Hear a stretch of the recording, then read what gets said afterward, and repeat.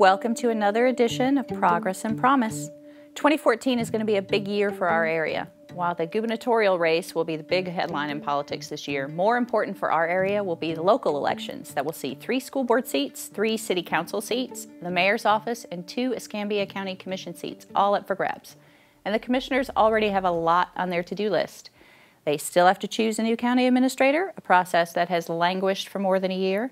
They are custodians of the Escambia County Jail, which faces a laundry list of changes suggested by the Department of Justice to remedy years of safety concerns, inadequate staffing, inadequate mental health care, and racial segregation in inmate housing.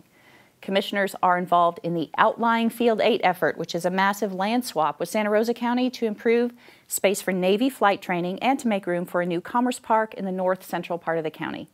There are revisions to the land code pending, concerns about a proposed housing development near John R. Jones Athletic Complex, and then there's the restore money. It's anticipated that the restore money from fines levied by the federal government for violations of the Clean Water Act related to the BP Deepwater Horizon spill could total tens or hundreds of millions of dollars. It's money this community isn't likely to see in a generation. And that leaves no rest for the elected this year. Now I'm joined by our executive producer, Quint Studer. Always Hello. A pleasure. Well, thank you. And County Commission Chairman Lumen May, who graciously made time in his schedule for us today. If I can be on the stage with Shannon and the executive director, I'll make time anytime. Oh, look at that. Thank you so much.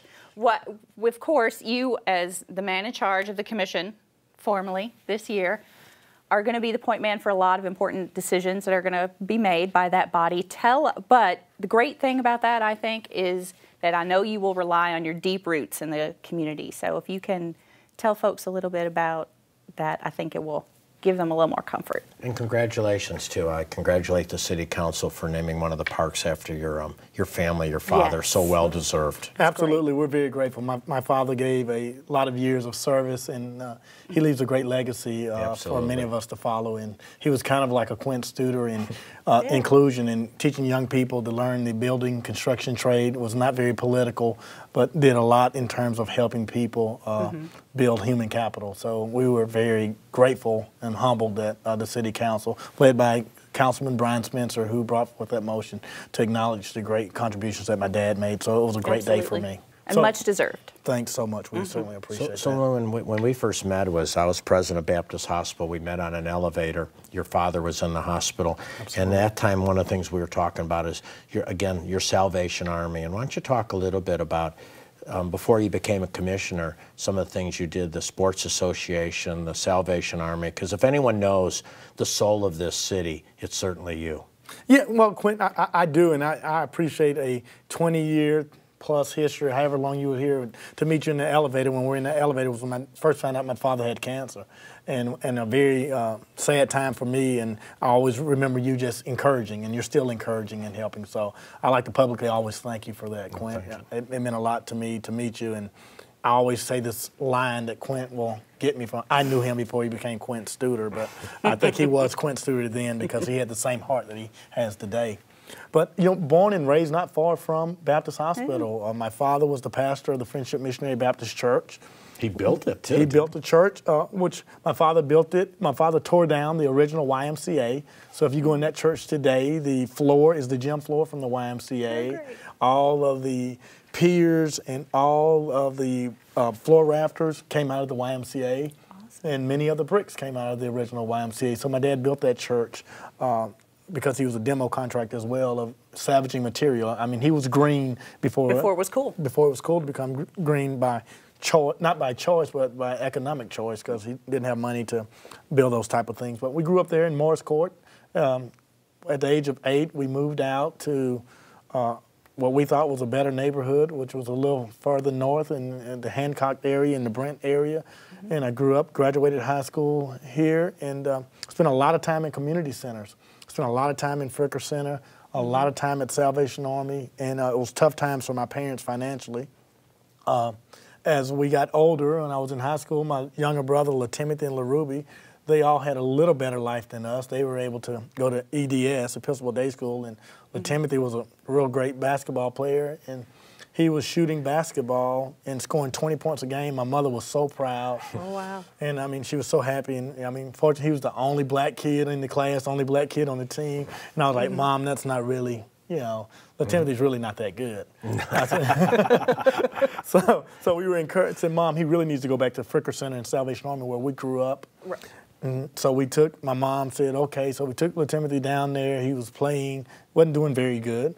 But my dad went to pick him up one day, and my father, if you met my father, very religious guy, didn't smoke, didn't drink, didn't curse, I mean, didn't spare the rod. And he went to pick little Timothy up from the Salvation Army, and he walked in, and kids, similar to what we see today, saggy pants, cursing, all out of control. My dad said that's his last visit. You know, you can go back down, you know, and play, you know, which was then Malcolm Young Gym.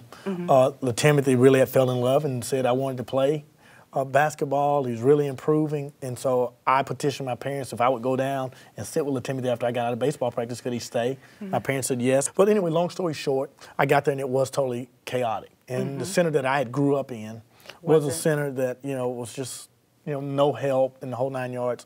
I got a group of guys that I was playing baseball with, and we organized this league, started refereeing. I got a bunch of people from the neighborhood that grew up playing at Salvation Army. We organized the league, and we had about 6 teams.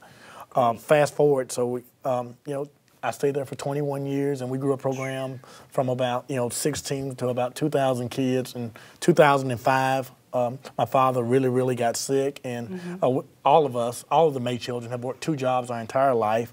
You know, the job, you know, my sister would teach school and work construction. I'd work community centers and work construction. Or Timothy would do whatever he did in construction, because my dad felt like the jobs that you got with your education, if you didn't get dirty, you didn't sweat, it wasn't a real job. So at the time in 2005, my father was real sick, and it was necessary for me to leave that alone and to go into full-time construction. And at the same time, we created the Southern Youth Sports Association, which was kind of a product where most of the volunteers and kids came. And that's where we are today. We still have the Southern Youth Sports Association, which is a program called the 4 B's of Life: the Bible, the book, the ball, and the balance, where we encourage kids to be spiritually and morally, ethically, and sound. And academically, we encourage all of our young people to have, you know, at least a 3.0 GPA. And the 3rd B is the ball, which is the vehicle that we bring kids in. And that's so important because we see so many drive-by mentoring programs, and people want to do good, but you can't do good if the children won't come. Right. So the ball is really the tool that we use. And the 4th B is the balance, that you got to balance your political career, your social career, your family, your church, and all those things. And so we try to teach kids to be a good citizen, that they have to be well-rounded. And so now I'm here with you, and that's kind of a brief history of Living I think May. that's why you're such a role model for what the position you have, which is really the head of the county commission. So let's fast forward here. A year from now, you're you know, is it a 1-year term you're? That's all I can handle, Quint. Okay. Have you seen one of our meetings? So it's a 1-year term, but you know, you've always been someone that I think can bring people together, can confront issues. You're not afraid to tell people they have spinach in their teeth, we call it. So fast forward a year from now, and you know, but despite some of the challenges, the county commission has done some pretty good things right now, whether it be the Restore Committee, some of the other work you've done, and I can't just imagine as now you pull this thing together a year from now. What do you hope that the commission accomplishes as a team? Well, you know, Quint, I ran on clean and safe neighborhoods. Right. I ran on being an advocate for those who didn't have a voice, and I ran on youth opportunities for young people to participate because I have a community center background. Escambia County has never invested any money into community centers. One of the things we did when I first got elected is we purchased the Brownsville Community Center. Right. We never had a staff, and now we're going to have about a 6-person staff. And so clean and safe neighborhoods, I always wondered why couldn't a poor neighborhood be just as clean as an affluent neighborhood? It just takes a little effort. Yes. So one of my initiatives was simply to go into the CRA district community redevelopment areas that are blighted, who we deem blighted, and start cleaning up. And so what we did was, you know, taking your model, we went out and recruited people from the neighborhood to work. and started cleaning up their own neighborhood and getting paid at the same time. So we spent about $250,000 simply just cleaning up neighborhoods and employing people who are from the neighborhood so they could take pride. And so my message always is, I can clean your neighborhood up once, maybe twice, but for it to stay clean, I got to instill the culture and I got to change the culture and it works. Make you go. And it absolutely works. When we bought the Gus's record shop, and if you look at that, we fixed it up right, and it's never had graffiti, it's never had vandalism, never had a problem, because people liked the fact that they had that in their neighborhood. So a year from now, you look back, neighborhoods would be better, invested in, and so on. What else do you hope to accomplish this next year? Well, there's really not a clear direction or a strategic plan for the county. Okay. I mean, unfortunately, all 5 of us have the same amount of voting power, and we have an administrator who's trying to please each of us. But I think that the county commission has been reactionary to other plans, and we don't have a real plan. I mean, we sit on the sideline and we wait for external developers or the state to tell us where we should be spending money. I think that we should be focusing on finding a plan of where we're going to go. If I had one thing I'd want to do, Quinn, is that I think we failed to invest in human capital. Out of 67 counties, we spend the least amount of money in human services. Isn't that tragic? It's very tragic. Out of 67 counties, I think we're number 66.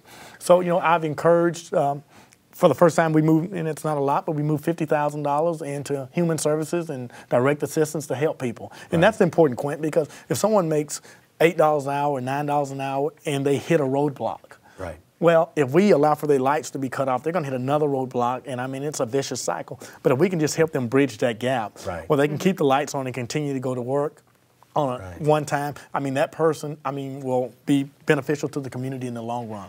So those are some of the things I want to work on. Investment in human capital, clean and safe neighborhoods. I love the human capital because, again, when I work with healthcare organizations, we'll ask them what they're paying to build a building, and they'll say, we're spending this much money on the building. And yet the biggest thing they have going for them is the labor cost. Absolutely. So what are you doing to build the human capital? Because that's really the key here. Investing. We've seen cities that have not invested millions to bring an outside company in, but invested in their own local companies to grow those. Absolutely. I've said, a couple things.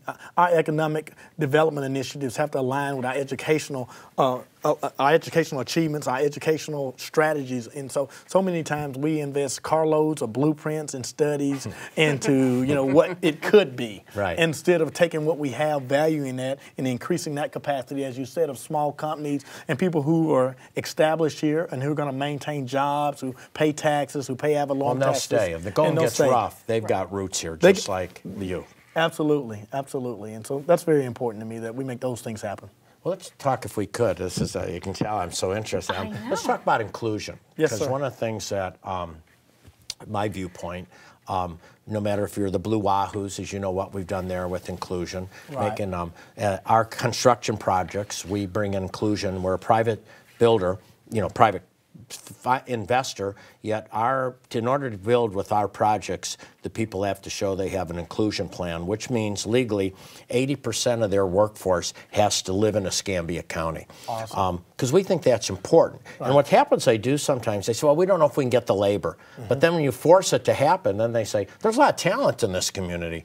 Tell us, I'm a little looking at and we actually took, our inclusion plan came from cities, came from Baltimore, came from Pittsburgh. What about some of the federal contracting here and the government contracting and hitting that idea of inclusion, giving local people an opportunity? Well, first, Quint, let me say, I'm a recipient, and my community is a recipient of you believing that inclusion is important. Inclusion and diversity. Simply when I was in college, we had a diversity program that said the more you know, the more you grow. And so it's very important to have different people from different cultures, from different walks of life to be included in the mission of the overall community. And so I think that we've done a poor job at the city and the county of making sure that we have inclusion and diversity in our procurement, our supply chain, and contracting. Unfortunately, it's less than 1% of procurement and contracts that went to minorities.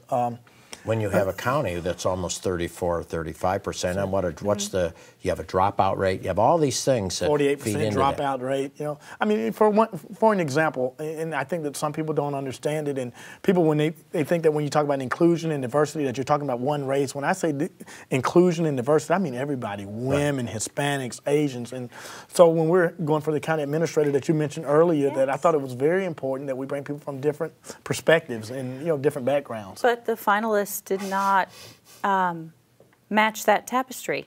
Absolutely, it did not, and which is disappointing to me when you have about 47 applicants, and of those 47, the consulting group would simply say that 15 of these people are qualified or highly qualified, and then we would have a group to not select any minorities, whether it be women or whether it be Hispanic or whether it be African American.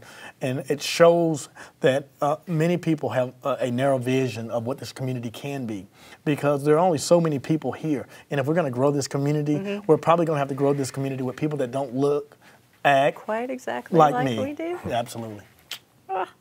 See, from your lips to God's ear. Or to your fellow commissioners' ears, I guess. Well, I don't know. I'll reserve any political. All right. Yeah, Okay. I think the commissioners work hard. You know, we might disagree with them, but it's not lack. I have great respect for any elected official, because I understand when you're on the public eye, you get a lot of criticism, you get a lot of work. And I'm personally grateful for all our elected officials for choosing to serve. And I think with you as the commissioner, you're the right person at the right time to really bring everyone together. And I want to thank you for that, and thank all our county commissioners for serving.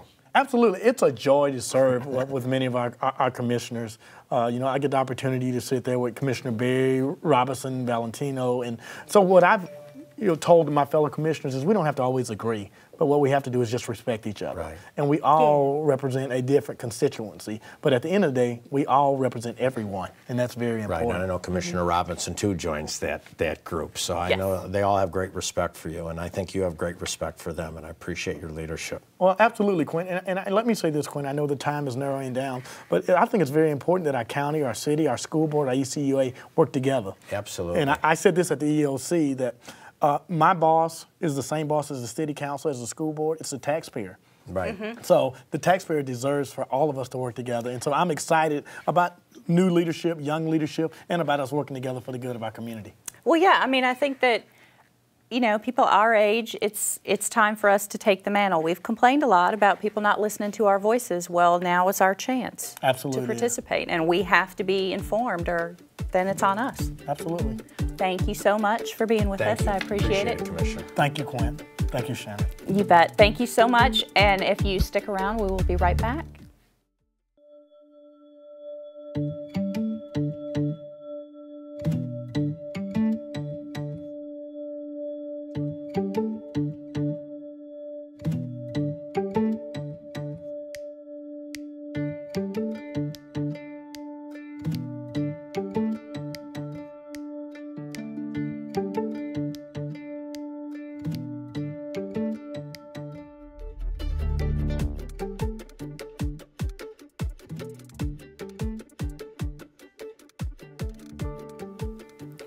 With me for a bit today is Holly Jernevoy, president of Impact 100. This fantastic group does such great work in the community. They are in the middle of their annual membership drive with the goal of swelling their ranks to 1,000 women so that they, in 2014, can give $1 million to the community to make it a better place. Holly, thank you so much for being here. Thank you for having me, Shannon. We really appreciate all of our media partners that help us raise awareness of our mission. Which is such a great idea. I love the story behind Impact and how it started and what it's meant to the community in all these years that you guys have been active. So share with the viewers a little bit about the story of the group's history. Well, in 2003, Debbie Ritchie was reading People magazine as she sat in the carpool line. And God bless the carpool line. Absolutely. She read a story about Impact 100 Cincinnati. And the idea is very simple. Each woman donates $1,000, and we award grants in increments of $100,000. Last year, we had 836 women join, and we awarded 8 grants of $104,500. And the idea is that pooling the resources then allows, pardon the pun, a bigger impact for the dollars that are given. Giving. It's absolutely high impact giving.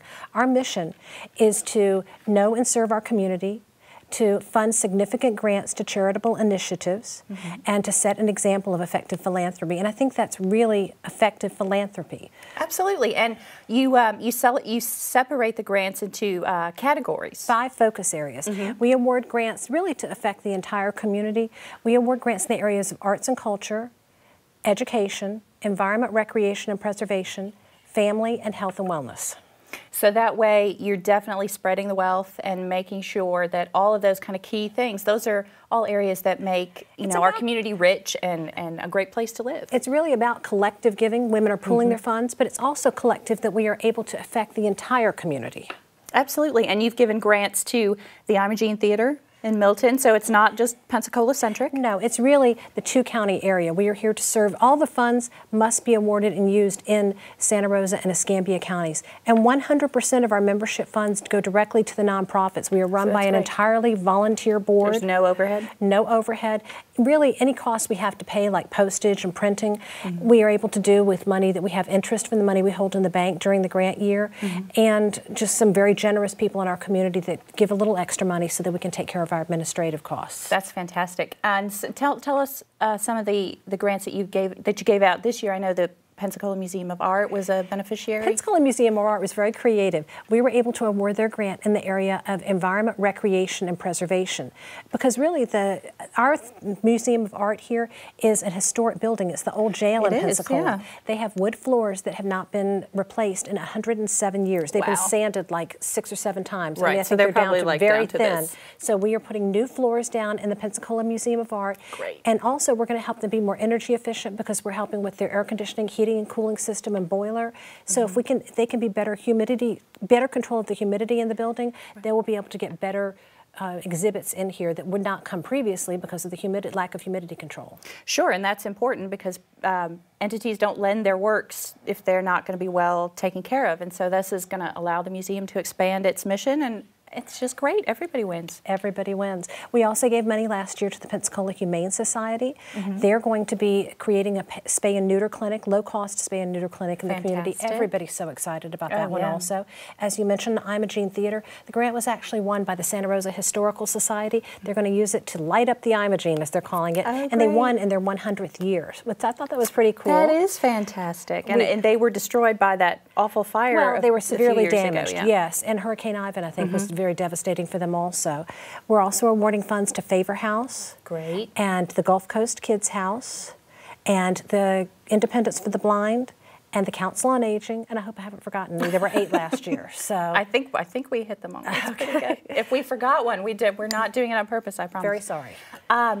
But so now is the time that folks can get involved in the mission because it's membership. It's membership time. Membership runs until March the 1st, so we must have all funds in by March the 1st.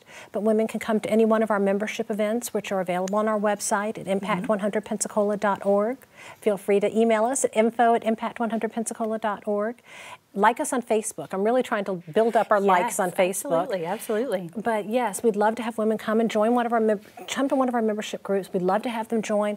But I also really want to encourage women to learn more about Impact 100 so that they can then encourage nonprofits in the community that they support to submit a grant to Impact 100. Yes, I think that's so important because, we all know that nonprofits in the community are always looking for new avenues of revenue, and sometimes when times are tight, that's a little harder to come by, but I know that your grant process is very rigorous and everyone vets the projects carefully. And I want to say you're right. We're very rigorous, but we're also very helpful. We are here. We don't want to make it any more difficult for the nonprofits than it has to be. So we have a nonprofit workshop in April that I would like for them to attend. Okay. And the letters of intent to apply are due by April 30th, and the grant application will be due the last Friday in June.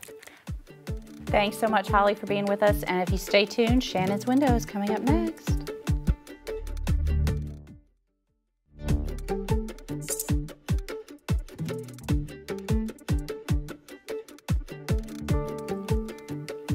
The beauty and curse of Pensacola is it's a big enough small city that you get the feeling most folks are only separated by 6 degrees. For a while, I thought that was just a thing I noticed because I married a local and we couldn't go anywhere without running into someone he knew from middle school or childhood. But it isn't. Here, the people are friendly. They make you feel at home quickly, and once you see the sunset over Pensacola Bay, or you're at Fort Pickens and you see the Blue Angels zoom by at what seems like a fingertips distance, it's hard to think of this place without a warm feeling welling up in your chest. Sometimes all that closeness lends an air of doing for others so that they'll do for you, even to instances where that's not what's going on, which makes that warm feeling in your chest feel like agita. Then comes the time when that down-homey niceness starts to feel a little like putting you in your place, to remind you of all the people they know, just in case you're wondering. It seems a peculiar Pensacola-ism to talk about luring creative, talented people from outside the area to come here and then dog-cussing them for trying to do things differently. Such criticisms usually fall into two broad categories. You aren't from around here, and who do you think you are to criticize that? Friends, both of those arguments put you on shallow intellectual ground. And when either of those things are directed at me, my response is, I'm not from around here, but that doesn't mean I don't love it here. This is not my hometown, but it is my home. If that isn't enough for you, it reveals more about you than you think it reveals about me. That's why I'd like 2014 to be the year Pensacola gets out of its own way. 2014 could be a big year and open a lot of doors for this community. We need to let those doors swing wide. We need to let all kinds of voices be heard, from the west side to East Pensacola Heights, from Warrington to 9 Mile Road. We need to acknowledge our successes, like Navy Federal's expansion, landing Southwest Airlines, moving tourism dollar governance definitively into the sunshine, declining unemployment, but we also need to keep our eyes on the prize. If we want to mark our progress, we need to do so in ways that are measurable, meaningful, and honest. In the coming year, our team is going to develop a community scorecard to create a data-driven snapshot of where the community is and to provide a baseline for where we want to go. What is the crime rate? How many building permits were issued last year? What's the high school graduation rate? What's the unemployment rate? When will the Pensacola Technology Campus collect more than sunshine and dewdrops? These measures and others will be the yardstick we use to mark Pensacola's progress.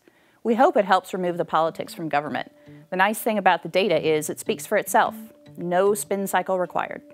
You don't need to be from around here to see the value in that. Thanks again for joining us. You can take part in the conversation at progresspromise.com, on our Facebook page, and at Our Progress Now on Twitter. We'll see you next time.